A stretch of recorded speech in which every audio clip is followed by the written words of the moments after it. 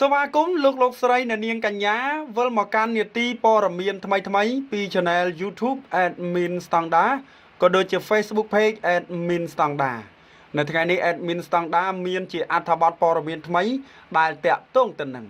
សូមថែរក្សាសុខភាពផងចាប់ពីស្អែកនេះទៅតំបន់ទាំង3នៃកម្ពុជាចុះត្រជាក់ត្រឹមជាង20អង្សានិងមានភ្លៀងធ្លាក់ច្រើនថ្ងៃជាប់គ្នាតំបន់ចំនួន3នៅកម្ពុជានឹងបន្តធ្លាក់ភ្លៀងដែលមានលាយឡំជាមួយនឹងបាតុភូតកូរន្ទះនិងខ្យល់កន្ត្រាក់ក្នុងរយៈពេល1សប្តាហ៍ទៅមុខទៀតដែលគិតចាប់ពីថ្ងៃទី4ដល់ថ្ងៃទី10ខែសីហាឆ្នាំ2021នេះបើតាមការព្យាករណ៍អាកាសធាតុដោយក្រសួងធនធានទឹកនិងឧតុនិយមកម្ពុជាទទួលឥទ្ធិពលខ្សោយពីជ្រលងនៃប្រព័ន្ធសម្ពាធទាបITZZ ដែលបានកើតនិងអូសបន្លាយពីភាគខាងជើងនៃប្រទេសមីយ៉ាន់ម៉ាប្រទេសឡាវនិងប្រទេសវៀតណាមជាមួយគ្នានេះខ្យល់មូសុងនិរដីបក់ក្នុងល្បឿនពីមធ្យមទៅបង្គួរស្ថានភាពបែបនេះនឹងធ្វើឲ្យ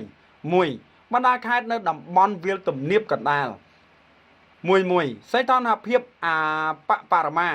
មានពី25ទៅ26អង្សាសេសីតុណ្ហភាពអតិបរមាមានពី32ទៅ34អង្សាសេបណ្ដាខេត្តនៅភាគពាយ័ព្យនិងភាគខាងត្បូងអាចនឹងមានភ្លៀងក្នុងកម្រិតពីខ្សោយទៅមធ្យមនិងបណ្ដាខេត្តដទៃទៀតអាចមានភ្លៀងធ្លាក់ក្នុងកម្រិតពីតិចទៅបង្គួរហើយលាយឡំទៅដោយផ្គររន្ទះនិងខ្យល់កន្ត្រាក់2បណ្ដាខេត្តជាប់ជួរភ្នំដងរែកនិងខ្ពង់រាបឦសាន1សីតុណ្ហភាពបរមាមានពី23ទៅដល់25អង្សាអាសេ2សីតុណ្ហភាពអតិបរមាមានពី30ទៅ32អង្សាសេអាចនឹងមានភ្លៀងក្នុងកម្រិតពីតិចទៅបង្គួរលាយឡំទៅដោយផ្គររន្ទះនិងខ្យល់កន្ត្រាក់3តំបន់មាត់សមុទ្រសីតុណ្ហភាព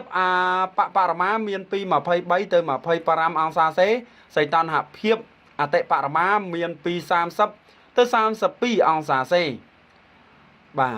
អាចនឹងមានភ្លៀងធ្លាក់ក្នុងកម្រិតពីមធ្យមទៅបង្គួរនៅលើផ្ទៃសមុទ្រនឹងអាចមានភ្លៀងលាយឡំខ្យល់បក់ខ្លាំងនិងរលកសមុទ្រខ្ពស់អាស្រ័យហេតុនេះស្ថានភាពអាកាសធាតុដោយបានជម្រាបជូនខាងលើសូមសាធារណជនជ្រាបជាព័ត៌មាននិងបន្តការប្រុងប្រយ័ត្នចំពោះបាតុភូតអាកាសធាតុនានាដែលអាចបង្កគ្រោះថ្នាក់ជាយថាហេតុអញ្ចឹងបងប្អូនទាំងអស់គ្នាគ្មានអីក្រៅពីការការពារទេការការពារឲ្យបានម៉ឺងម៉ាត់ក៏ដូចជាខ្ជាប់ខ្ជួនតាក់ទងទៅនឹងបញ្ហាទាំងអស់នេះអញ្ចឹងបរិយាមិត្តទាំងអស់គ្នាចូលរួមខមមិនម្នាក់មួយផងហើយអ្វីដែលសំខាន់គឺភ្លៀងចាប់ផ្ដើមធ្លាក់ទៀតហើយចាប់ពីថ្ងៃទី4ដល់ថ្ងៃទី10ខែសីហាគឺមានភ្លៀងធ្លាក់ខ្លាំងហើយអ្វីដែលសំខាន់គឺចុះត្រជាក់ប្រិយមិត្តចុះត្រជាក់អញ្ចឹងបងប្អូនចូលរួមខមមិន